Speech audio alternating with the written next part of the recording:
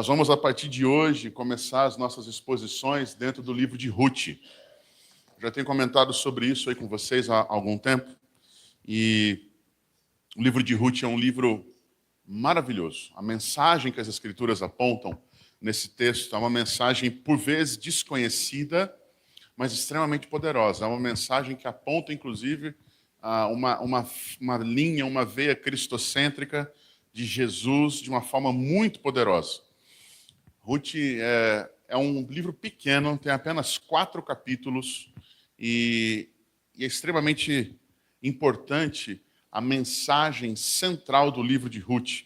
Eu dei um título para esses sermões, a série vai se chamar Do Vazio à Redenção, e a gente vai entender um pouco mais o que é esse vazio, e a ideia, um subtítulo que é a providência do Deus fiel.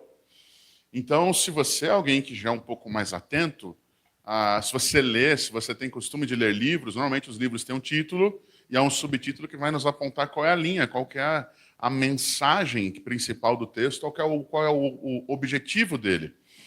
O livro de Ruth é um livro que, sim, ele vai lidar com a providência de um Deus fiel. Mas no dia de hoje, especificamente, em que nós vamos ter uma visão geral sobre o livro de Ruth, nós não vamos tanto perceber essa provisão de uma forma clara, mas nós vamos entender bastante hoje o que é esse vazio.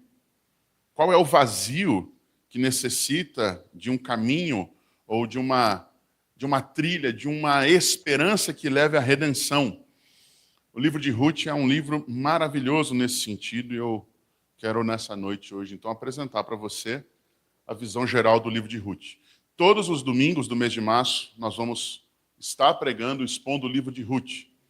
E, se assim o Senhor permitir, concluiremos no último domingo de março a exposição completa do livro. E, na sequência, se assim o Senhor permitir, nós estaremos entrando na exposição de um livro do Novo Testamento, a carta de Paulo aos Colossenses.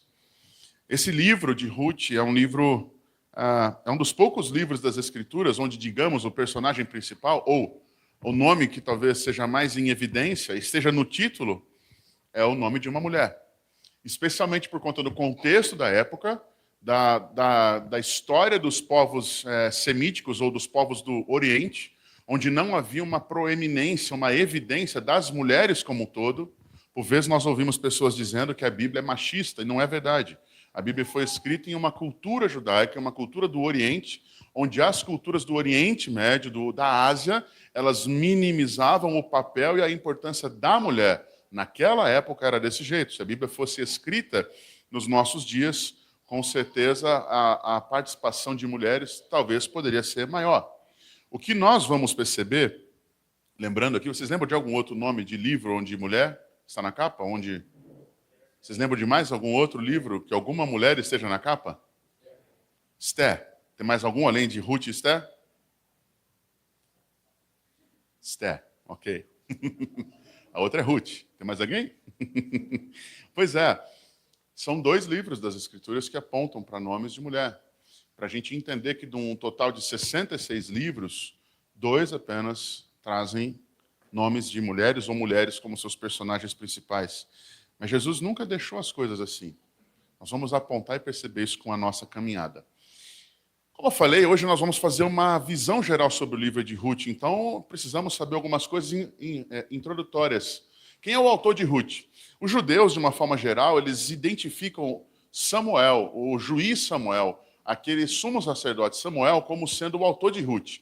Mas há algumas outras linhas que, de uma forma muito mais provável, elas indicam, encaminham essa percepção de que, muito provavelmente, um autor, um escritor de fato, um mestre narrador, como eles chamam lá, o contexto da época, tenha sido o autor, e ele foi comissionado pelas famílias reais, ou pela família real, que já estava governando na época. E o propósito disso, sim, era para registrar a soberana intervenção de Deus na constituição da árvore genealógica real. Por quê? Porque o momento em que está sendo escrito esse livro é um momento muito diferente. Não é um tempo onde os reis estão governando, a história dele não narra sobre isso, não narra sobre algum profeta ou um sacerdote que esteja à frente governando, mas é exatamente o momento onde aquele povo, e o Léo começou falando sobre isso hoje, que José, Egito, ele leva a sua família para lá, e a ida da sua família para lá, José é filho de Jacó, e ele é um dos 12 irmãos que Deus deu o nome para as 12 tribos de Israel. E esse povo vai para o Egito e permanece lá por 430 anos, e naquele tempo eles estão ali crescendo e se multiplicando, são escravos, e Deus levanta um homem chamado Moisés para ser o libertador deles, porque o povo estava sendo oprimido e destruído. A realidade é que esse povo recebe não apenas a libertação, mas uma promessa de que eles iriam herdar uma terra que mana leite e mel, e nós conhecemos por terra prometida. Mas essa terra não seria herdada de uma forma que eles não teriam que conquistá-la. E é por isso que Moisés caminha, no deserto por 40 anos, e acontecem coisas maravilhosas para essa saída do povo do Egito, abertura do Mar Vermelho, o povo passando a pé seco no meio do mar, Deus provendo libertação para eles, as codornizes sendo dadas como meio de alimentação, o maná vindo do céu. Eles, durante 40 anos, nem a sola do sapato gastou, as roupas não se rompiam. Havia uma provisão e uma presença de Deus que eram visíveis. Durante o dia, uma nuvem cobria o sol para que eles não fossem queimados ou não se machucassem, não sofressem no deserto.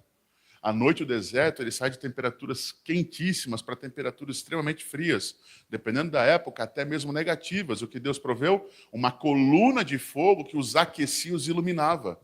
Tanto essa nuvem quanto essa coluna de fogo eram símbolos do Antigo Testamento que demonstravam a presença de Deus. No tabernáculo, a nuvem se manifestava e o povo sabia que Deus estava ali. Um excelente exemplo de um fogo demonstrando a presença do Senhor, a sarça ardente, quando Moisés está sendo chamado por Deus para ser o libertador do seu povo.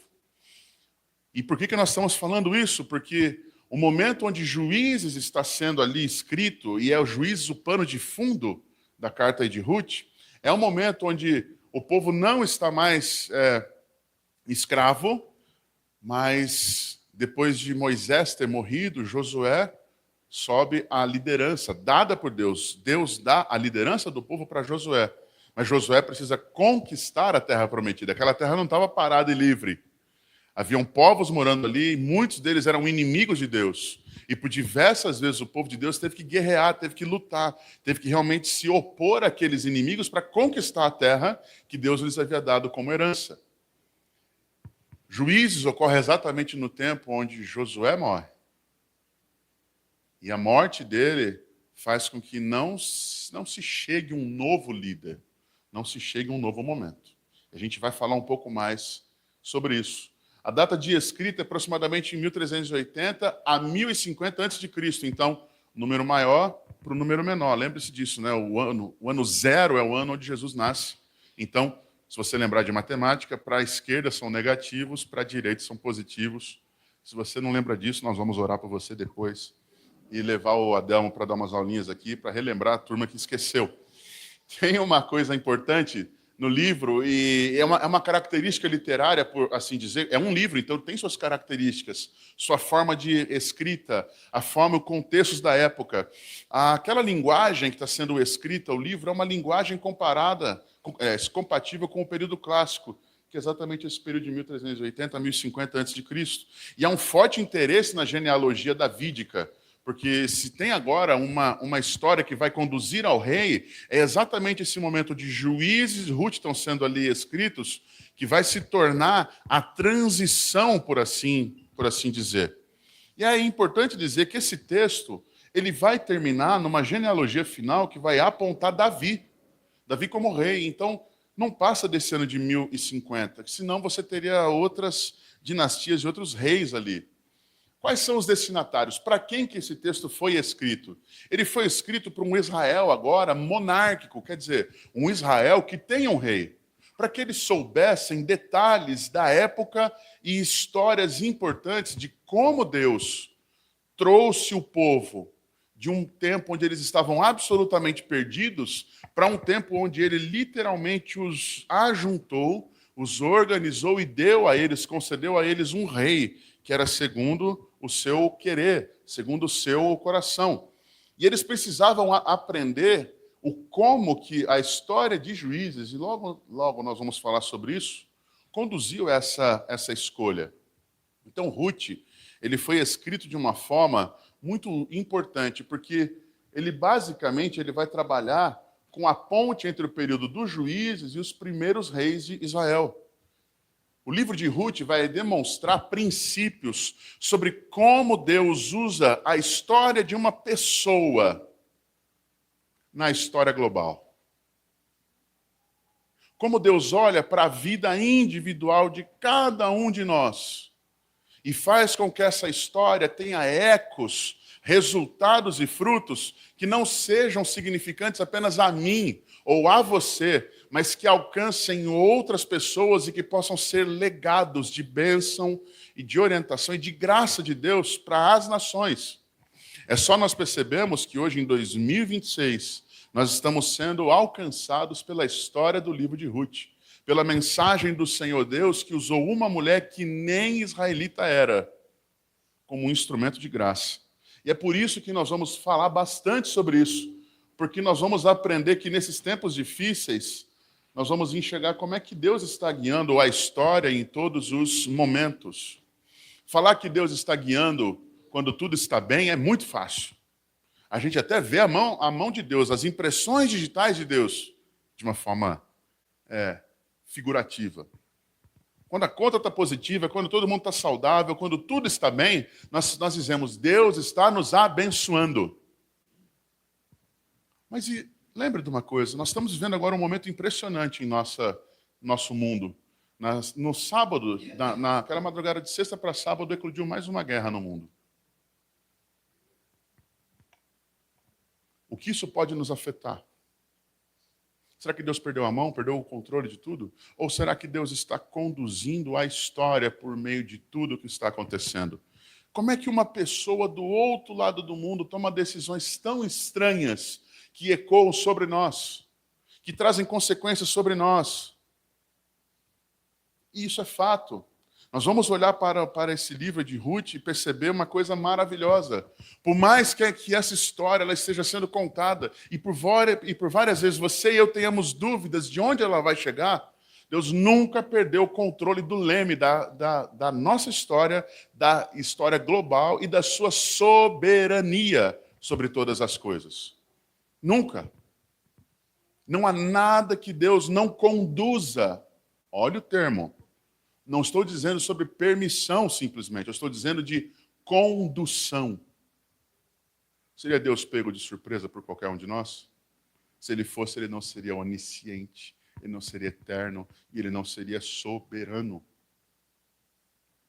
Nós vamos olhar para o livro de Ruth e aprender como que Deus pode pegar um momento onde há um vazio, há uma tragédia, e tornar essa tragédia pessoal numa bênção global. Como que isso pode acontecer? Eu convido você a abrir a sua Bíblia no livro de Ruth. Para quem não sabe, Ruth está logo após o livro de Juízes, está no Antigo Testamento. É um livro de apenas 4 capítulos. Nós vamos ler hoje alguns versos desse texto. Eu não vou hoje expor o livro todo, ou esse primeiro capítulo todo. Na verdade, eu vou utilizar os primeiros 5 versos como base para a introdução do livro para nós. E a partir do próximo domingo eu vou pregar o capítulo 1 inteiro, no outro 2 inteiro, no outro 3 inteiro, no outro 4 inteiro, encerrando a série. O livro começa com uma frase muito interessante. Nos dias em que os juízes julgavam, houve fome na terra de Israel. E um homem de Belém de Judá foi morar por algum tempo na terra de Moabe, com sua mulher e com seus 2 filhos. Há uma pergunta que você e eu precisamos fazer aqui sobre essa informação, e essa pergunta está aqui. Gente, qual é o problema de um pai de família mudar para um outro lugar, se aonde ele está não há trabalho ou sustento suficiente? Qual é o grande problema? Existe um problema? Para nós, hoje, talvez não. Para aquele contexto da época, sim. Havia um grande problema, porque por mais que essa pergunta possa parecer simples de ser respondida, na verdade, ela é a chave para a gente compreender qual é o momento onde as coisas estão acontecendo. Por quê? O texto começa dizendo, nos dias em que os juízes julgavam, houve fome na terra de Israel. Parteado o versículo. E eu acabei agora há pouco, gente, de narrar o que Deus fez. Deus ele levanta um povo para si mesmo, os israelitas. Deus promete para eles que iria cuidar deles, os tira da escravidão, os leva a uma condição de não apenas saber que Deus existe, mas os instrui. No deserto, o povo recebe as leis de Deus, o povo recebe a provisão de Deus, o povo é tratado pelo Senhor. Deus cuida deles com segurança, inimigos levantam-se, Deus faz com que esse povo pequeno, sem país, sem estrutura, vença. Deus lutava por eles, havia provisão, havia direção. Moisés e Arão sendo instrumentos de Deus de condução do povo, decisões simples, organização, leis, cuidado. Deus cuidava até da área sanitária, da área de saúde. As leis cerimoniais e as leis religiosas existiam, por exemplo, para que não houvesse contaminação com animais mortos. Por isso que eles não podiam tocar em animais mortos. Eles não deviam mexer com sangue. Por quê? Porque essas coisas são altamente contaminantes. Deveria haver purificação. Aquele tempo em que eles deveriam ficar 7 dias sem tocar em outro. Por quê? Porque se eles tivessem tocado em sangue, em alguma coisa morta, em alguma coisa que pudesse transmitir doenças, durante os 7 dias isso iria se manifestar. Por que eles não poderiam tocar em outros? Porque se eles estivessem impuros, eles iriam contaminar outras pessoas. E às vezes a gente fica se perguntando por que Deus era tão meticuloso e chato, por que lavar a mão tantas vezes, por que não fazer isso, por que não fazer aquilo. Havia propósitos de cuidado, direção e guarda sobre o povo de Deus. Nada faltou a eles. Até quando eles pediram carne, Deus proveu. Cansado de comer maná, né? Pãozinho todo dia. Mandou as codornizes, Senhor. Mandou, estava lá. Quando eles herdam essa terra, eles chegam lá e conquistam, eles conseguem entrar. Deus dá essa terra como herança. Finalmente, o povo que antes não era ninguém, não havia esse povo. Deus agora deu a eles lei, terra e um cuidado presente. Eles tinham direção do Senhor. Os israelitas têm agora uma terra que eles herdaram, que eles conquistaram. Mas ainda assim, Deus continua cuidando deles. Mas qual é o problema disso, então? Olha lá o que Ruth continua falando. E um homem de Belém de Judá foi morar por algum tempo na terra de Moabe, com sua mulher e seus 2 filhos. Qual é o problema de um homem sair de Belém e ir para Moabe? Para quem não sabe, a palavra Belém significa casa do pão. Agora, olha que contraste louco, curioso. Belém, a casa do pão, não tem pão. Fome. Faz sentido? Não é um local, não é o povo de Deus, não é o povo que está sendo guiado por Deus, está sendo cuidado por Ele, que é seguro por causa de Deus. O que está havendo no coração daquele povo, o que está havendo para que agora a casa do pão não tenha pão? O que o texto vai mostrar para nós é que a rebeldia, afastamento de Deus e pecados do povo. E o livro de Juízes agora vai nos mostrar um pouco disso. E eu convido você, se você puder, está vendo essa fitinha vermelha que tem na sua Bíblia? Fecha a Ruth aí, deixa lá. Porque Juízes é o livro que está antes. Então, se a sua Bíblia tem Ruth de um lado e um outro livro do outro, esse livro aqui é Juízes. É só você voltar. Eu convido você a ler comigo capítulo 2. A gente vai ler dos versículos 6 a 17. Will, dá uma ajuda para mim, só para conduzir aqui, que vai passar, por favor, do 6 ao 17. Eu pego com você de volta o controle. Por favor. Juízes, capítulo 2, versículo 6 ao verso 17. Por que nós estamos indo para Juízes? Como é que Ruth começa? No tempo em que os juízes julgavam. Então, para entender o que está acontecendo em Ruth, eu tenho que olhar Juízes e ver o que Deus fez. Acompanhe comigo essa leitura. Nesse momento, Josué ainda está vivo nos seus momentos finais, exercendo a sua liderança, mas apontando o que iria acontecer. Olha o que as Escrituras falam a partir do verso 6 do capítulo 2 de Juízes. A palavra diz assim: depois que Josué despediu o povo, os filhos de Israel se foram, cada um à sua herança, para possuírem a terra. Resumindo, eles conquistaram a terra, as terras foram divididas e agora está cada um indo para o seu lugar. Certo? O povo serviu o Senhor todos os dias de Josué e todos os dias dos anciãos que ainda sobreviveram por muito tempo depois de Josué e que viram, guarde isso, e que viram todas as grandes obras que o Senhor tinha feito por Israel. Quem eram essas pessoas? As que entraram na terra. as que experimentaram o cuidado de Deus no deserto. Aquela geração pequena, de 20 anos aí para baixo, essa geração cresce. Ela conquista a terra, ela experimenta o cuidado e a presença de Deus. Olha o que o texto continua falando. Josué, filho de Num, servo do Senhor, morreu com 110 anos de idade. Ele foi sepultado em sua própria herança, em Timnat-Heres, na região montanhosa de Efraim, ao norte do monte Gaás. Toda aquela geração, quer dizer, todos aqueles que experimentaram o cuidado e a graça de Deus ali, também morreu e foi reunido aos seus pais. E depois dela se levantou uma nova geração que não conhecia o Senhor e nem as obras que ele havia feito por Israel. O que essa informação traz para nós? Os filhos, um povo que vem depois, que apesar de ter ouvido falar sobre o que Deus havia feito, não experimentou, não provou, não caminhou com ele, não conheceu quem Deus era. E acontece o quê? Verso 11. Então os filhos de Israel fizeram o que era mal aos olhos do Senhor, servindo aos Baalins. Deixaram o Senhor, Deus de seus pais. Então não era o Deus deles, era o Deus dos seus pais, que os havia tirado da terra do Egito, e seguiram outros deuses, os deuses dos povos que havia ao redor deles, e os adoraram, e provocaram o Senhor à ira. Além de não conhecerem o Senhor, adotaram outros ídolos, outros deuses de outros povos, o que a lei proibia que eles fizessem, porque Deus queria manter o seu povo puro, e os adoraram. E porque deixaram o Senhor, verso 13, serviram a Baal e a Astarote, deuses da época, deuses daquelas regiões. Deuses aqui com letra minúscula, ok? Deuses que não eram o verdadeiro Senhor Deus. A partir do 14, a palavra diz: a ira do Senhor se acendeu contra Israel, e ele os entregou nas mãos dos ladrões que os despojavam do que eles possuíam. Ele os entregou nas mãos dos seus inimigos ao redor, e não puderam mais resistir a eles. Por onde quer que fossem, a mão do Senhor estava contra eles para o seu mal, como o Senhor lhes tinha dito e como lhes havia jurado. E estavam em grande aperto. Como é que o texto começa lá em Ruth?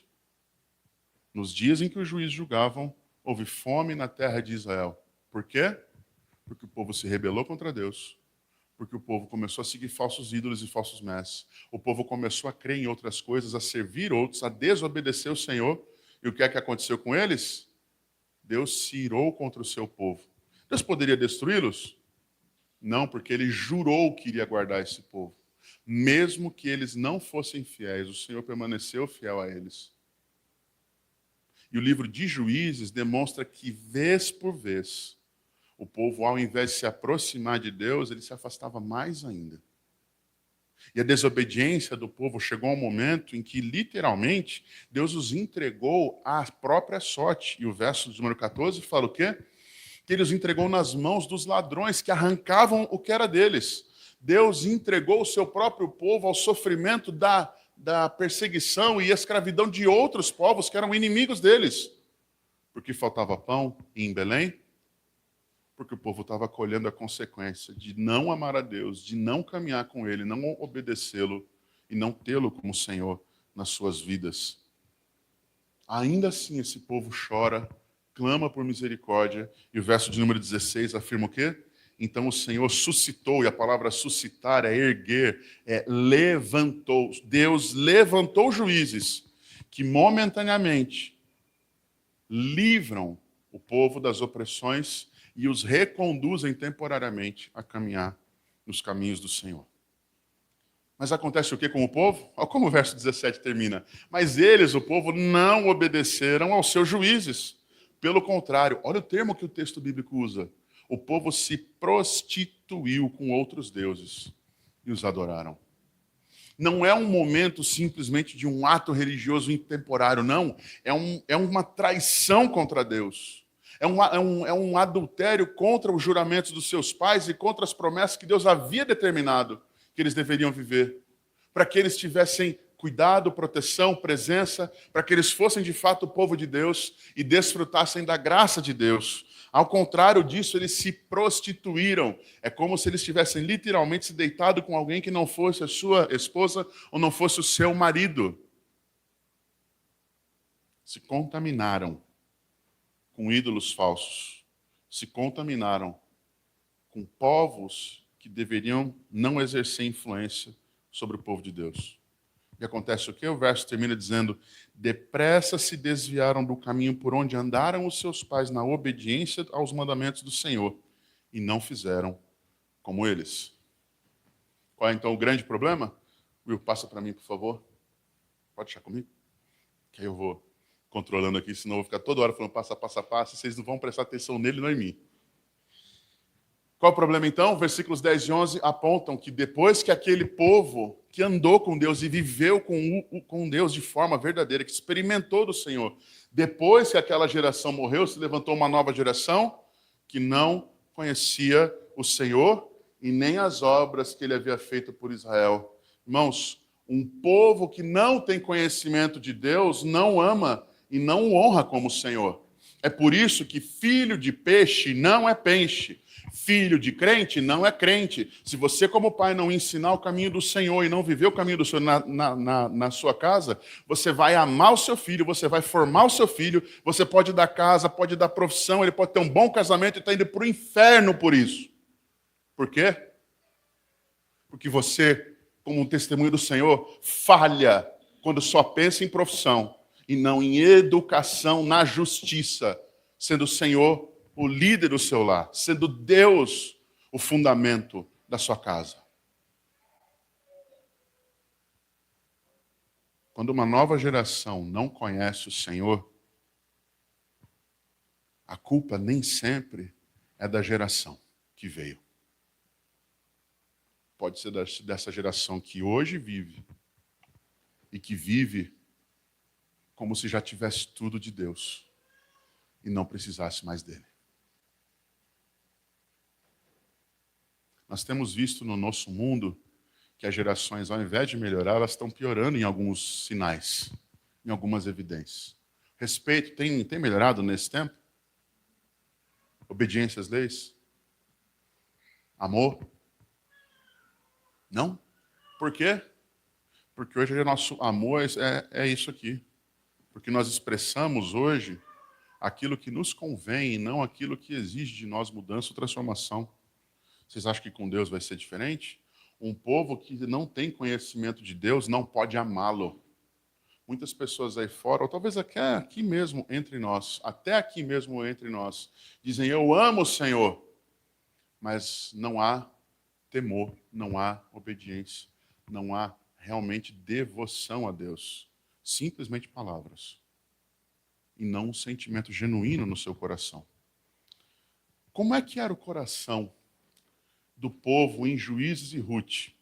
Eles deixaram o Senhor, o Deus dos seus pais, que os havia tirado da terra do Egito, e eles seguiram outros deuses, deuses dos povos que haviam ao redor deles. É um povo que abandonou o Senhor. E eu sempre ensino isso aqui: o Senhor com caixa alta significa o quê? Yahvé, o Deus da aliança. É um povo que abandona as alianças que Deus fez com eles para servir outros deuses, para fazer novas alianças, novos rituais. Deus rompeu com eles? Não. Mas o povo fecha os olhos para Deus e acha que fechando os olhos está se escondendo dele. Eu me lembro muito, eu falo isso direto. Quando a nossa filha, né, a Carol, era mais nova, eu me lembro uma vez, a gente está brincando em casa de esconde-esconde, e ela ficava extremamente eufórica quando a gente ia brincar. Aí eu chegava batendo o pé e falava assim: ó, o papai vai atrás de você. Ela simplesmente botou as mãos no rosto, fechou os olhos e falou: pode vir, papai. No meio da sala, no corredor, acho que era. A pessoa se ia escondendo de Deus dessa mesma forma, fingindo que não estão vendo. Você fingir que não vê Deus, ou que não sabe dele, não evita que ele te conheça. Porque além dele ter feito você, ele é onipresente. A palavra afirma que os olhos dele estão em todo lugar, contemplando maus e bons. Não há como nos escondermos do Senhor. A realidade, irmãos, é que mesmo que o povo tenha ido servir a outros deuses, a lei do Senhor proibia isso. A lei do Senhor sempre proibiu. E ela existia para que o seu povo permanecesse limpo, permanecesse puro. Limpeza e pureza diante do Senhor são sinônimos de santidade. As Escrituras ensinam isso. Qual é o problema? Deus é um Deus santo.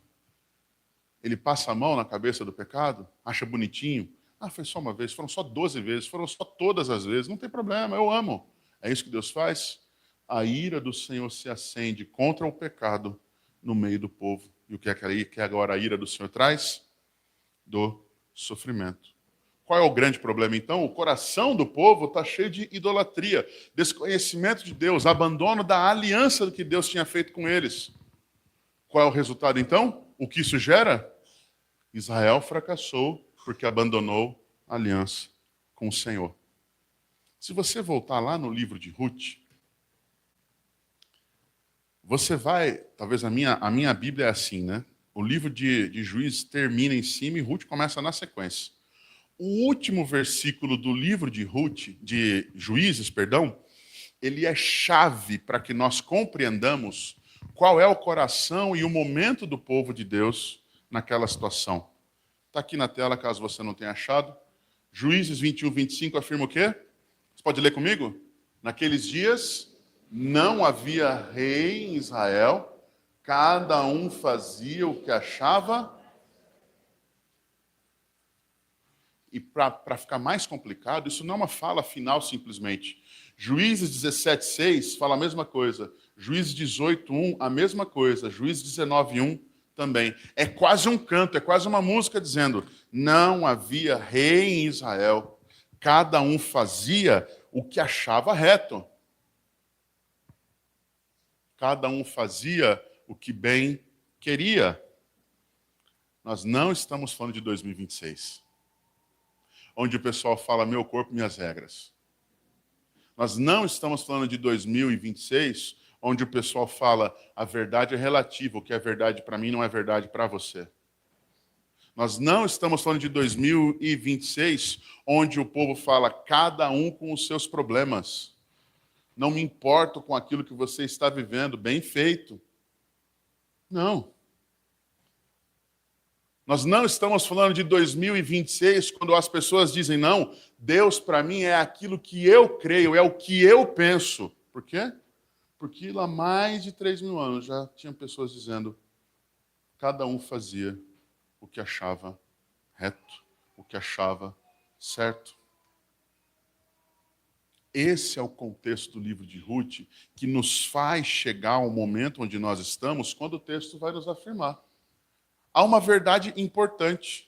Se cada um fazia o que bem entendia, um israelita poderia muito bem sair da terra que Deus havia dado a eles e ir para a terra dos seus inimigos.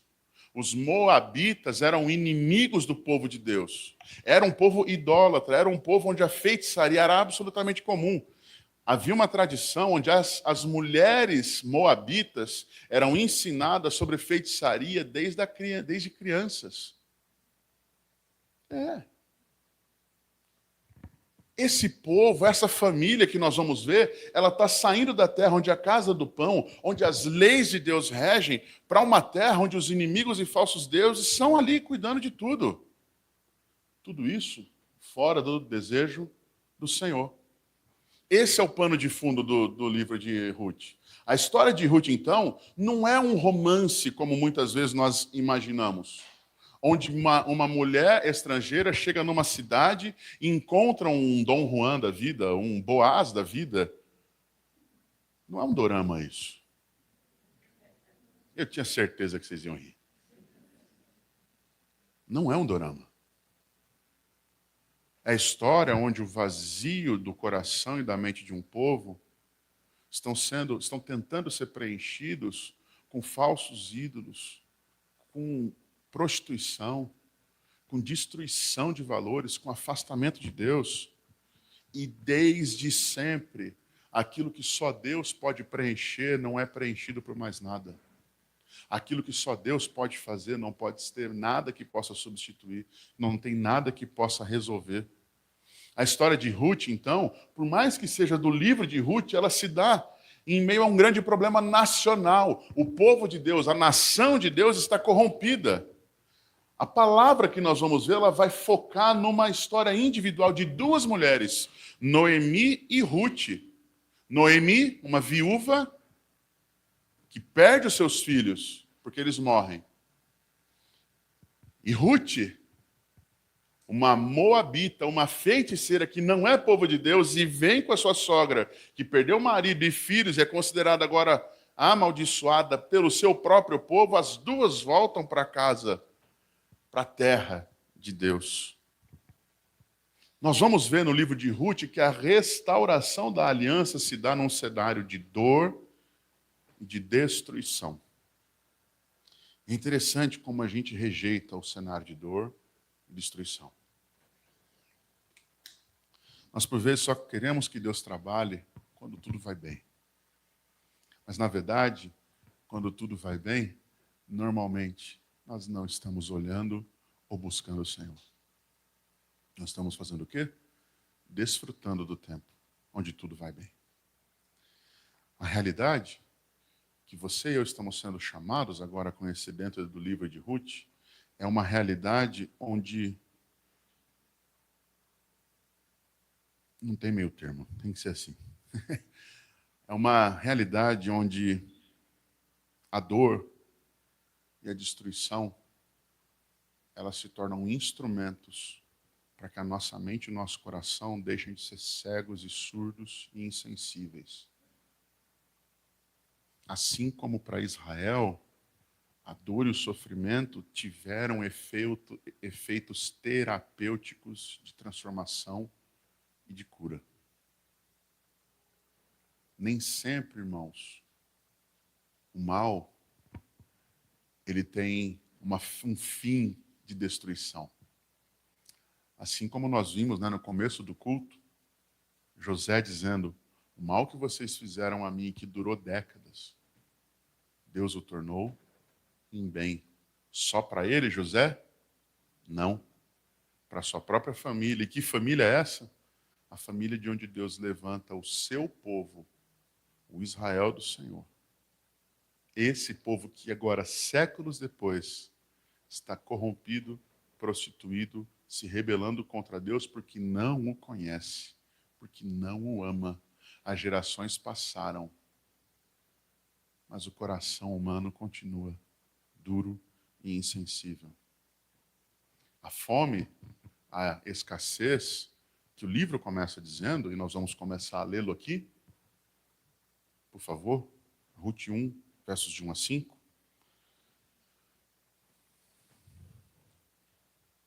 Essa fome, essa destruição, ela se torna um instrumento de trabalho de Deus. Nas mãos do Deus vivo, até o mal pode tornar-se em bem. A palavra do Senhor diz assim: nos dias em que os juízes julgavam, houve fome na terra de Israel. E um homem de Belém de Judá foi morar por algum tempo na terra de Moabe, com sua mulher e os seus 2 filhos. Esse homem se chamava Elimeleque, e a sua mulher se chamava Noemi. Os seus filhos se chamavam Malom e Quilion. Eram efrateus de Belém de Judá. Foram à terra de Moabe e ficaram ali.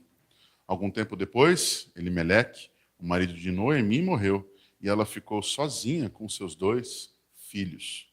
Esses casaram com mulheres moabitas. O nome de uma delas era Orfa, e o nome da outra era Ruth. E ficaram ali quase 10 anos. Depois morreram também Malom e Quilion, os 2 filhos de Noemi. E assim ela ficou sozinha, sem os seus 2 filhos e o seu marido. Qual é a história do livro? A história de uma família que talvez aos nossos olhos pudesse, de uma forma justa, estar buscando comida em outro lugar, buscando sustento em outro lugar. Mas nós já sabemos hoje que o ato deles saírem de Belém e irem para outro povo é porque eles simplesmente deixaram de confiar no Deus que sempre proveu ao seu povo, mesmo nos piores momentos, nos momentos mais difíceis. E eles não optam por ir para um outro lugar onde Deus havia lhes permitido ir. Ao contrário, eles vão agora viver por um período de mais de 10 anos numa terra onde a feitiçaria e falsos ídolos são as coisas que mais estão acontecendo. Distantes do Senhor. Sem viver as leis do Senhor. Procurando pão, onde na verdade há afastamento de Deus. Já aconteceu com você de querer resolver uma coisa que só Deus podia resolver em um lugar ou de uma forma onde Deus nunca lhe deu condição de viver?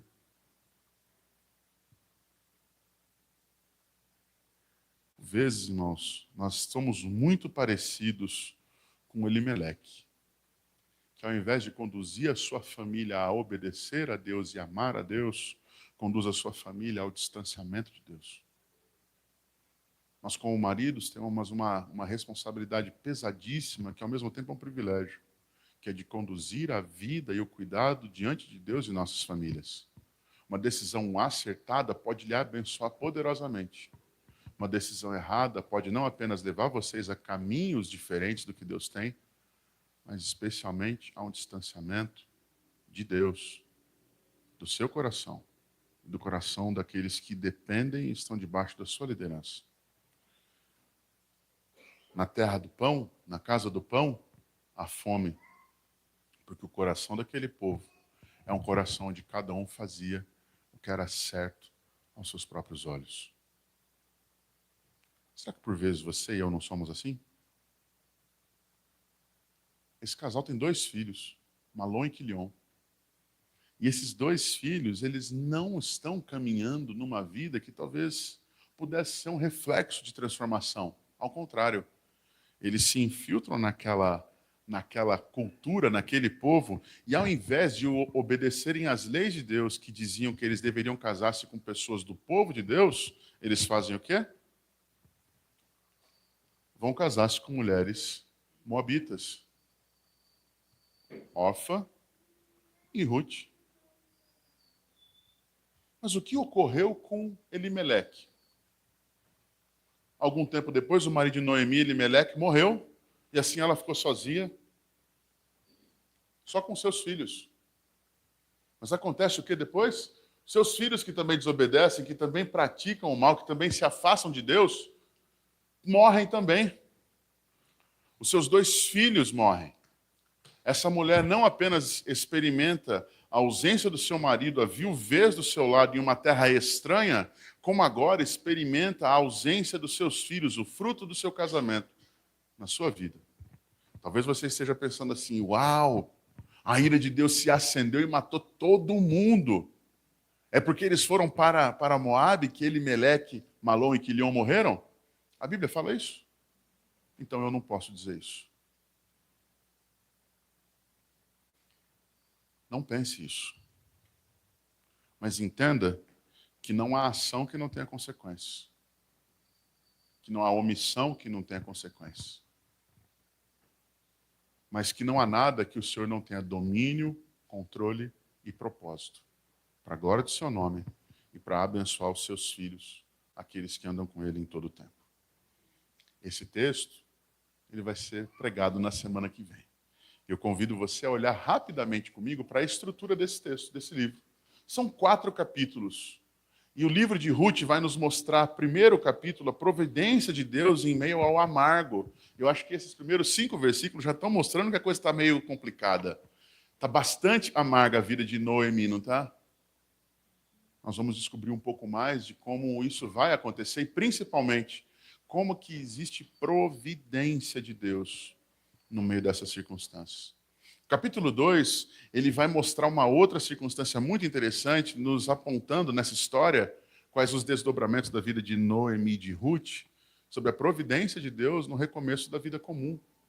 Elas voltam para suas casas, para a casa de Noemi, para a terra de Noemi, em absoluta pobreza, sem bens.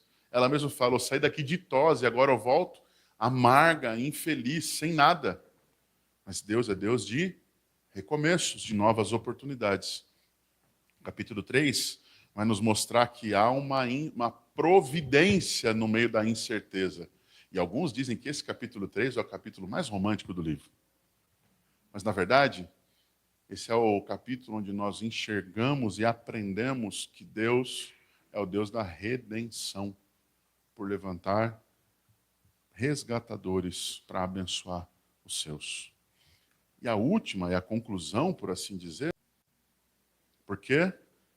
Porque a soberania e a bondade pactual de Deus transformam tragédia em redenção. Preservando a promessa dele, a promessa do Senhor. Esse sua não é promessa minha, não, é a promessa do Senhor, por meio da fidelidade. Olha só, num cenário onde a infidelidade é o que mais tem, Deus vai preservar a sua promessa por meio de pessoas comuns que são fiéis. É uma pergunta importante. Será que nós hoje somos fiéis diante do Senhor? Eu quero convidar você a realmente caminhar conosco nos próximos dias. Eu espero que essa primeira pregação tenha realmente deixado você, no mínimo, curioso sobre o que vem pela frente. Mas que já possa ter feito você refletir se talvez você hoje tenha andado e vivido como juízes viviam, como o livro, o povo na época dos juízes viviam, achando e vivendo como você quer, ao invés de compreender que há um Deus Senhor soberano sobre todas as coisas, que nos chama a uma vida com Ele, a obediência a Ele. Sabe por quê? Porque só Ele pode tirar a gente de uma vida vazia e trazer redenção, perdão, graça, propósito, presença, salvação. Deus é o Deus que providencia, porque é o Deus fiel.